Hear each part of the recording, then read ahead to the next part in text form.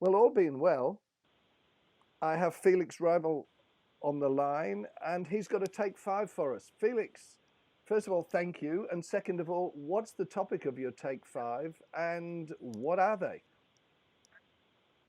Well, thanks, Rusty. I'm going to speak today about songs that have influenced me in a live sense, I guess. And that was, first of all, just to sing, and secondly, performers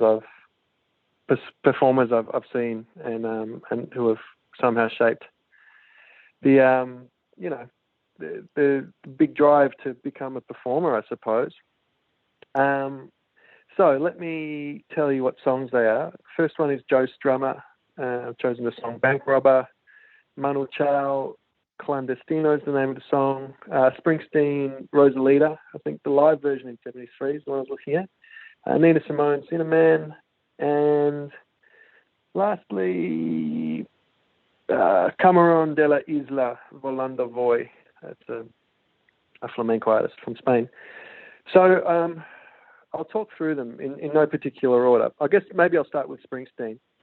Rosalita, I remember there was a VHS at home. I would have been about 10 years old, 10 or 11 years old, and put this VHS in one time. And it was just a whole bunch of Springsteen songs, some video clips, some live performances. And towards the beginning of it was a show that he did, I think, in Phoenix in 1973. He's performing Rosalita. And the band is absolute dynamite. And this person is kind of just exuding this amazing energy.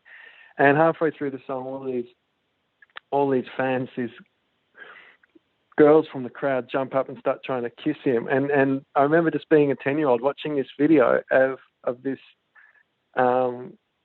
just unbelievable musical performance, and just to think that was possible, that there was somewhere out there a person or a way of life that would allow you to ignite that sort of energy. And that's, it just had that real chaos and joy and happiness. And I just remember kind of looking at it, mesmerized in the living room, and it became something I'd watch almost every day, kind of thing.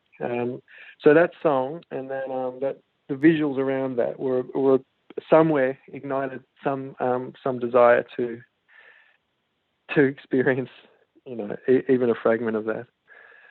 My next song, let me choose Clandestino by Manu Chao.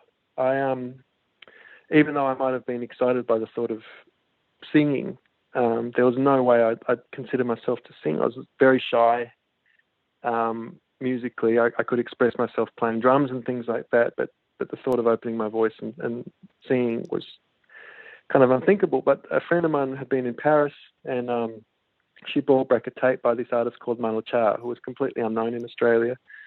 And the name of the album, also the opening song of that album, was called Clandestino. And I remember that I could sing that song in Spanish, even though I didn't speak Spanish, much more comfortably than I could sing along to, the kind of rock songs I was listening to in English kind of thing. And I'm not sure why. It was just another language and probably a sound that was kind of quite new to me. And that probably, sparked the very, very first utterances of me singing out loud. And so and they're very singable songs. He's a fantastic artist, Manu Chao. He's a kind of legend in French and Spanish-speaking countries around the world, and I had the chance to meet him later on. But that song was really important to me.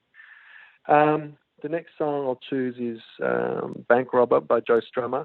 Actually, it's a Clash song, but Joe Strummer's singing it. And I could choose a whole bunch of Clash songs, but it was mostly what I heard in Joe's voice was this sort of this way of phrasing that he didn't have a perfect voice by any stretch. He just had a way of kind of spitting and chewing around phrases with this sort of nonchalance that I loved. And when you hear Bank Robber, it's just like his I don't know, it's just got so much attitude, and it was a sort of an attitude that I could identify with because I felt like my voice was always really flawed. It wasn't a singing voice, it wasn't a speaking. It was just something that I could really attach to, and I love the Clash, and I love Joe Strummer's work, post the Clash, and that song, it's just heaps of fun, really.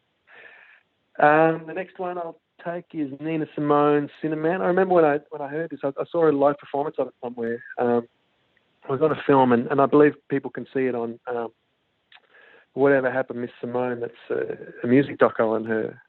But just the intensity of her performance and how virtuosic she is on piano, and how kind of mythic and haunted this song was. Again, I sort of, as soon as I saw that and listened to it, I had to listen to it on repeat for a long time. And it just really, really moved me. And her as an artist and her as a live performance in intense sort of spirit is something that has stayed with me forever. She's an extraordinary performer. And the last song I'll choose is one called Volando Voy by a flamenco artist from Spain called Camarón de la Isla, who's considered one of the absolute greatest ever flamenco singers. And hearing him sing is like hearing, I guess, an opera singer or someone who's, you realize you will never, ever be able to sing like that. Or listening to Freddie Mercury or, any number of singers where you go, they've got a capacity that is out of this world, that's totally them. But I guess this song really moved me because when I was touring in Spain in the early days with the Cat Empire, often there'd be groups of fans waiting outside afterwards, and there'd be guitars or there'd be music blaring out of boots of cars, and the sort of the show would kind of continue after the performance itself, and we'd get to know all these people. And I remember one of the first ways I could sort of connect with people post show was by singing this song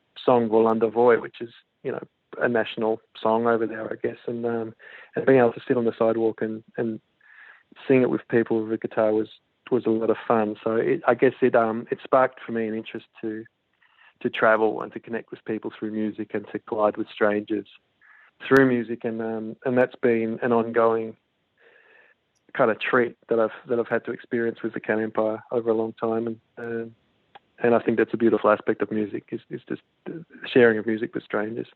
And that's what happens at a great festival. And on that, I will wrap it up and say that my thoughts and willpower is with the Blues Fest to happen, and that's my take 5.